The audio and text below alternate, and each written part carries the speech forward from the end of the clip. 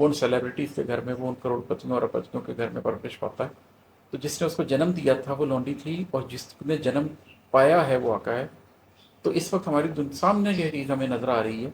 India میں یہ چیز بہت عام ہو رہی ہے، تمام سیلیبریٹیز اسی طریقے سے کیے جا رہے ہیں. ویسٹ کے اندر یہ ہو رہا ہے کہ تھرڈ ورلڈ کنٹریز کی عورتوں سے اپنے بچے پیدا کروائے جا رہے ہیں. تو لونڈیاں اپنے آقاؤں کو جنم دے تو رہی ہیں، تھرڈ ورلڈ کنٹریز کے لوگ فرسٹ ورلڈ کنٹری کے بچوں کو جنم دے تو رہے ہیں جنہوں نے بڑے ہو کر ان کے آقا بن جانا ہے.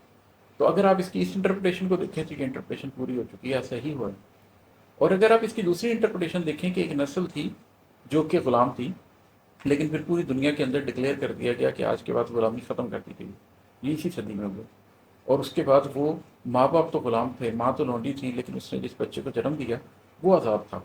غلامی کو ختم کرنے کے، غلامی کے ختم ہونے کے پوائنٹ آف ویو سے دیکھیں تو بھی یہ چیز ہو چکی ہے. تو یہ بھی آخر زمان کی ایک بہت بڑی نشانی تھی کہ غلامی کو انسٹیٹیوشن کے طور پر اگر ختم کر دیا جائے، اس کو اس معنی میں دیکھ لیا جائے تو یہ حقیقت بھی پوری ہو چکی ہے. لیکن ہم لوگ مشرقی سرزمینوں پہ علم نہ رکھنے کی وجہ سے ایک لا علمی کے اندر بیٹھے ہوئے اور انتظار کر رہے ہیں کہ لونڈی اپنے آقا کو جنم دے گی، اور انتظار کر رہے ہیں کہ سورج مغرب سے نکلے گا. حالانکہ یہ سب کچھ ہو چکا ہے، ہم آخر زمان میں بھی بہت آگے تک نکل چکے ہیں. اور ہے کہ خراساں کے جھنڈے نکلنے سے پہلے یہ خطہ تباہی سے لادا گیا ہے. خراساں کے جھنڈے نکلنے سے پہلے یہ خطہ تباہی سے لادا گیا ہے. سیاہ پرچموں سے جڑے سب حوالے بھی دنیا میں بدنام کروا چکے ہیں. خراسان بیسیکلی کیا ہے؟ افغانستان، پاکستان کی یہ پٹھان بیلٹ، بلوچستان کا کچھ چھوٹا سا حصہ، ایران کا تھوڑا سا حصہ، یہ جو پوری بیلٹ ہے یہ خراسان کی بیلٹ ہے، جس کے بارے میں حدیث میں یہ ذکر بھی ملتا ہے کہ خراسان سے ایک لشکر نکلے گا کہ پہلے ہند سے مقابلہ کریں گے، اور اس کے بعد وہ امام مہدی کی مدد کے لیے یہاں سے نکلیں گے. پھر وہ جیروسلم جا کر ہی دم لیں گے.